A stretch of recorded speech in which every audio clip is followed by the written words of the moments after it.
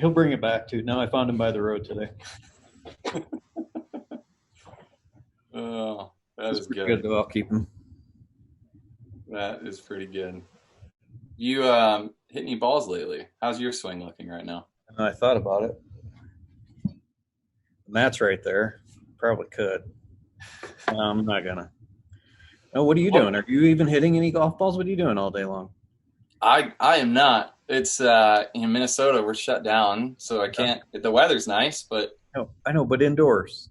no, Your I don't wife, have anything in my house or your in the wife office. has to hate you. Your kids are bored and don't want to talk to you anymore. You must be doing something. You don't have a golf ball? I do. I gotta get something set up. I gotta get something set up. What is this? I know this is not on our script of things to do, but most people haven't figured out how to make a golf ball yet. Electrical tape Okay. or duct tape, and then fold it into, I'm already doing it wrong, fold it into thirds, or I'm going to make it quarters, and then fold it in half. And you can smash this thing. It kind of feels like you're hitting something real. Harvey's snorting as he grabs a ball, but that's a pretty simple way to do it, and it'll last forever. Hey, you never know what you might find when you tune on to a live video. You never know.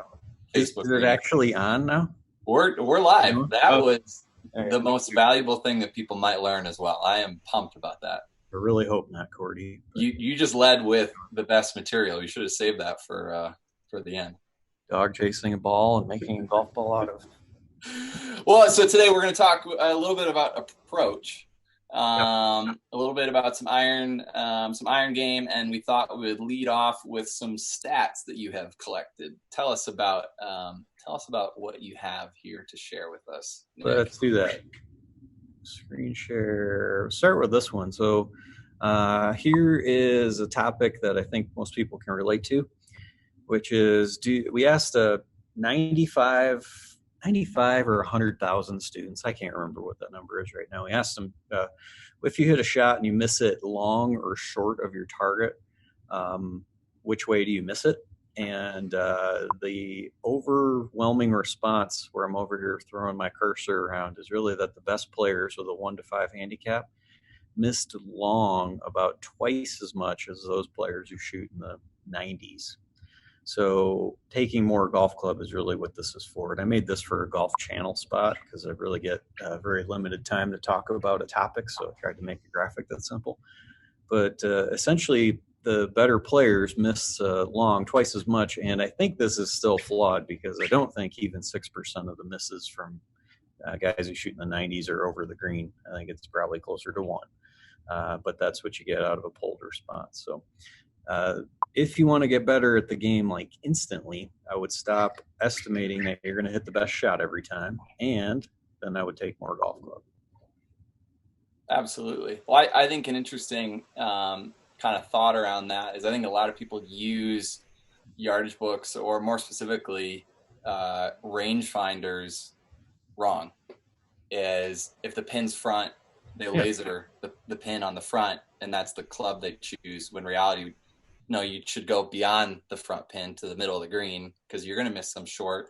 And so, like, there's also, I think a lot of that has to do with how we kind of plot our way around a golf course, and higher handicaps might not realize that they should just be trying to hit the green. They don't have to shoot at the pin. Yeah, if you were bad at golf, you could simply aim your rangefinder at the flag and then add 15 yards to that number and hit that shot.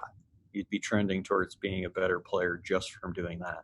I know it doesn't seem reasonable, but that's the way statistics can help you drive good decisions on the golf course. Yeah.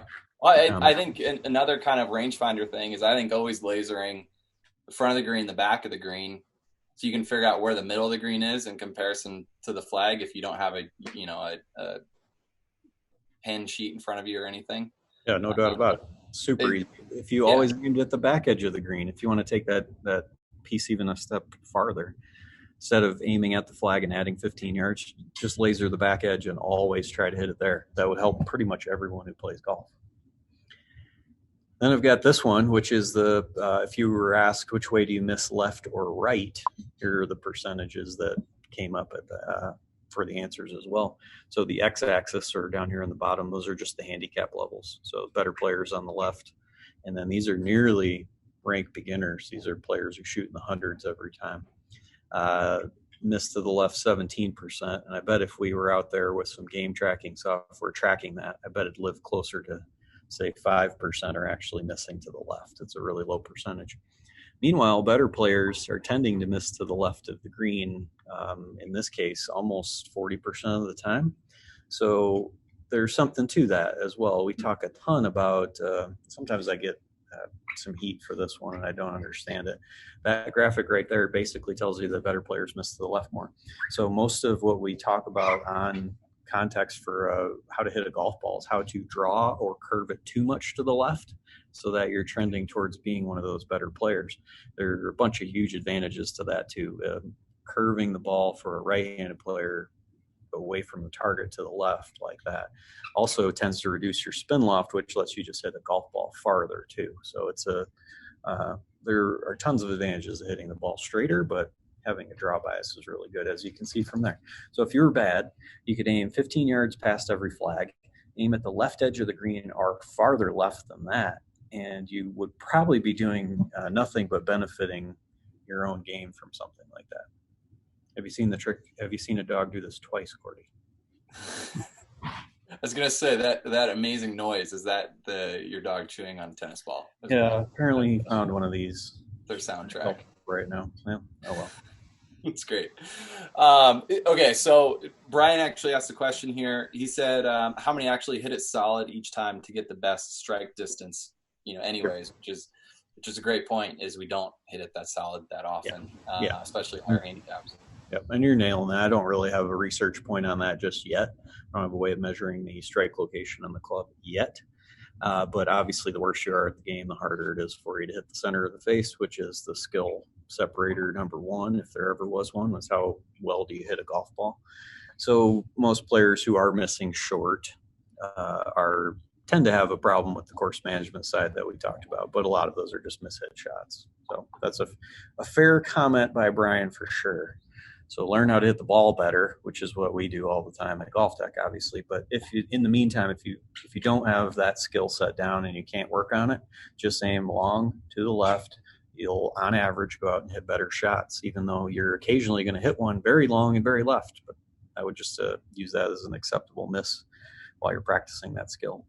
Yeah, I think having good expectations is huge here as well, because you're not going to hit a 100-yard shot to 15 feet on average.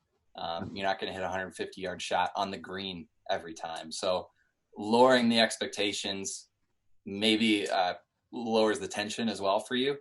No doubt if about you're just picking the large part of the green, understanding that I'm not going to hit this close to the pin. I'm going to pick a really nice target, which is no matter if I hit a little bit of a pull, a little bit of a push, I'm still going to be okay because I'm going to hit the green.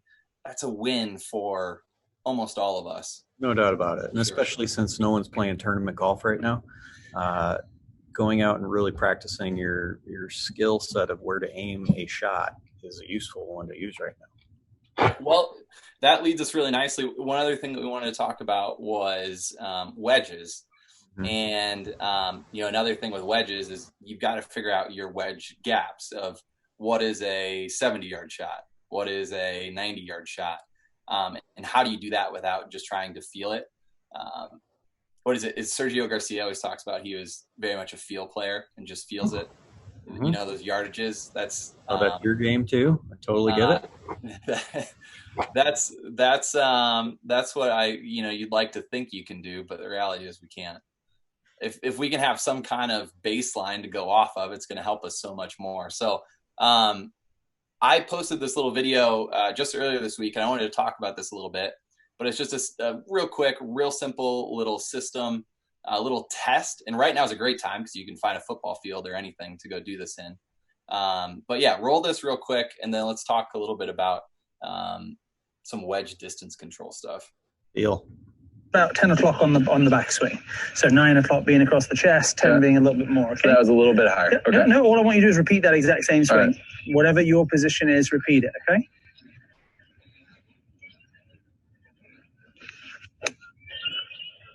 Okay, did that feel about the same swing? It did, yeah. Okay, Was it close? Yeah, let's take another look. So this is Coach Will Robbins. He's out in Sacramento. I was with him. We were So just show yourself that videos. position.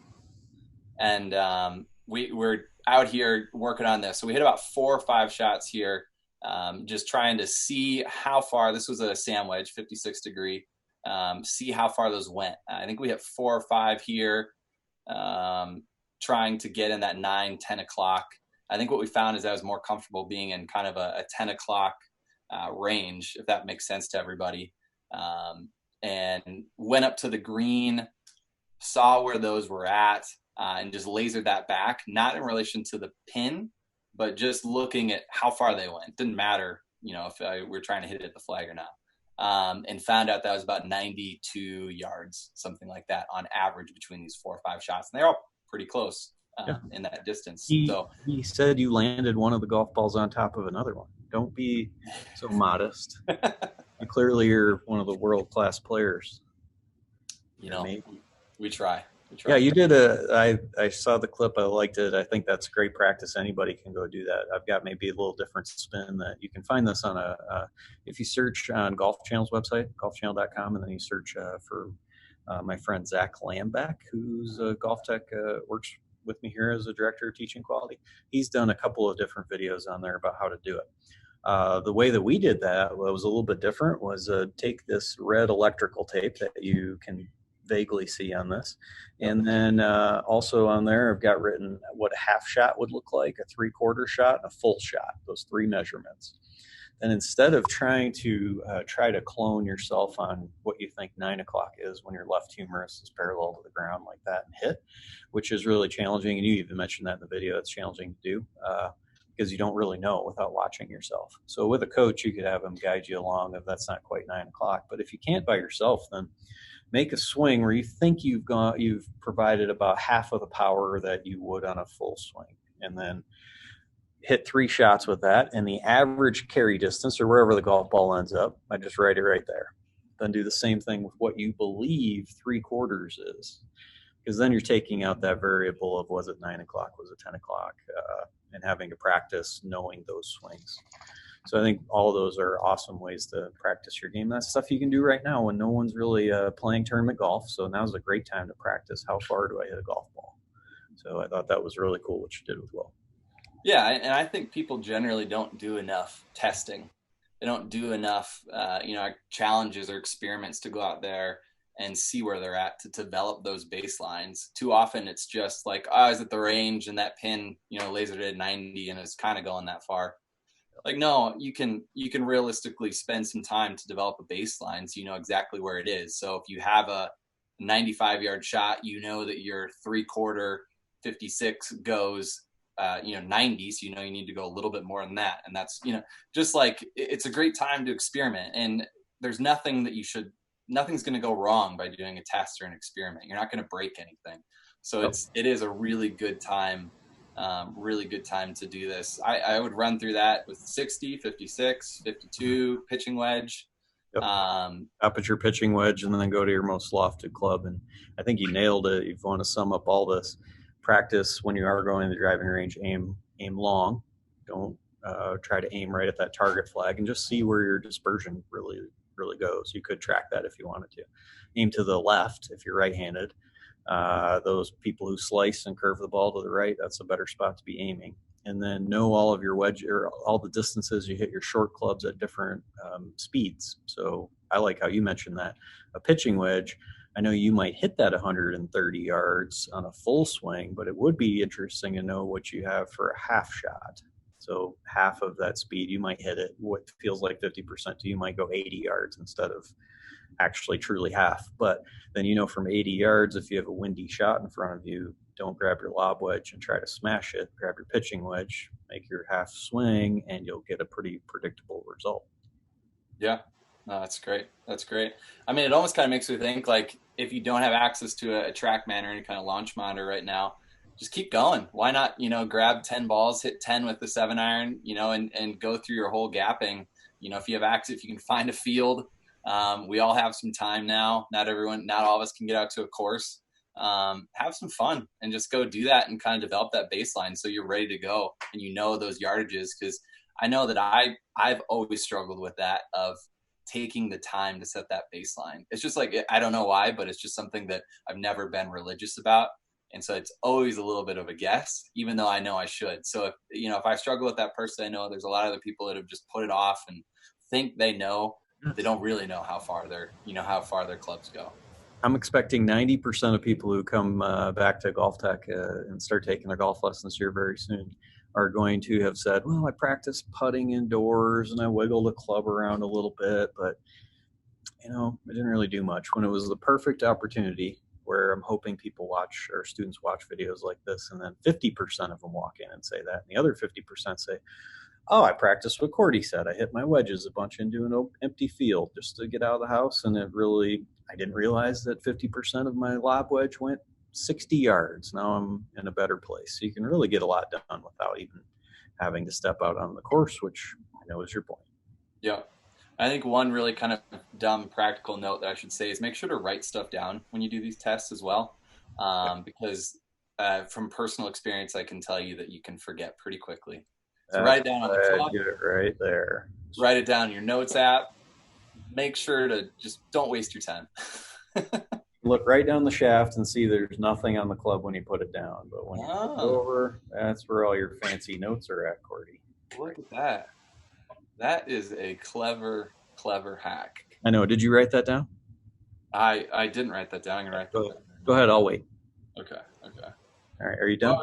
I'm done. Wait. Have any other questions here? Or what else you got? Take off. People saying hello. Thanks for tuning in, everybody. Hanging out with us. We'll be here tomorrow as well. Let's do it. And we'll be back next week. What do you want to talk about tomorrow?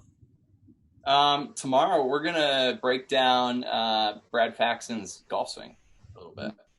You've worked with him a little bit and have a bit of experience with that, and you were on a call with him. You have some video. We're gonna talk with you. We're gonna have Tony Ruggiero hop on as well, so you guys can have a bit of banter about that as well. Hopefully maybe we can find some areas of controversy. You never know. You want me to start fighting with Tony? We can do that. I'll just tell him he's wrong no matter what he says. You're wrong, Tony. Yes. No rebuttal.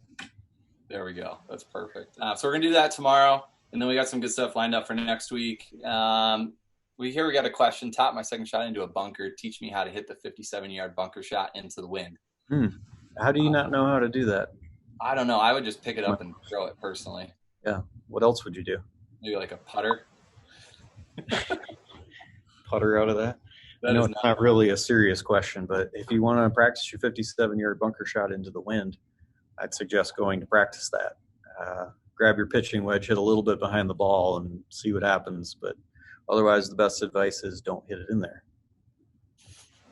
Yeah, no, I that's actually good advice. I'm a huge proponent of grabbing even the 9-iron. Oh, yeah. Or 8, depending on the yardage of a bunker shot, and not trying to mess around with clipping it or anything, but hitting a similar shot. You're giving yourself plenty of room for error. His wedges are great for around a greenside bunker when you can hit the trailing edge of the club closer to the ground and it just bounces out, but you can't hit it very far that way. So to get the same result, you need a less lofted club. So here is an 8-iron. You can go into a bunker shot from 57 yards away, and instead of trying to clip it really well and not hit the sand at all, open this up so it turns into, say, a pitching wedge or so, and you can see how the trailing edge could start banging off my hand that way, and it works like a greenside bunker shot, just with less loft, and you can swing this a touch faster. So long greenside bunker shots are much easier to execute not using your lob wedge. A lot safer as well. Yes. The potential for sculling one way over the green is. You don't want to hit a 175-yard lob wedge because you tried to blast it out but hit the golf ball. No, you're right. Sounds like you have some experience about that. Yeah, well, I mean, taking a lob wedge for 57 yards, it's either going 5 yards or it's going 150 yards. There's very rarely an in-between. Sounds like the strength of your game. It is, yeah, very strong. That's why I take a 9 or an 8-iron from there, because it's not fun. Yeah, or just throw it and continue on.